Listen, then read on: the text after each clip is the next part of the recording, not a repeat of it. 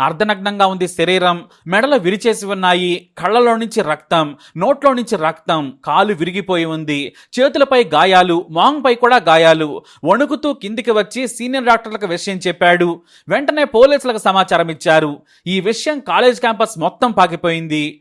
డాక్టర్లు భయంతో వణికిపోయారు. వేగంగా Kolkata police commissioner Vineet Goyal, ACP Muralidhar Sharma వెళ్లి క్రైమ్ సీన్ ని చూశారు. ఫోరెన్సిక్ టీం క్లూస్ సేకరించింది. పోస్ట్ మార్టంలో సంచలన విషయాలు బయటపడ్డాయి. మర్మవయవాలపై తీవ్రమైన గాయాలున్నాయి. శరీరం మొత్తం గాయాలే. అంటే మొదట మెడకు ఊరేసి ఆ తర్వాత మొహం మీద దుప్పటి లాంటిది పెట్టి చంపేశాడు హంతకుడు. అంతేకాదు, యువ డాక్టర్ మృతదేహం పక్కనే ల్యాప్టాప్, ఫోను, బ్యాగు, బుక్స్ ఉన్నాయి. వాటర్ బాటిల్ కూడా పడి ఉంది.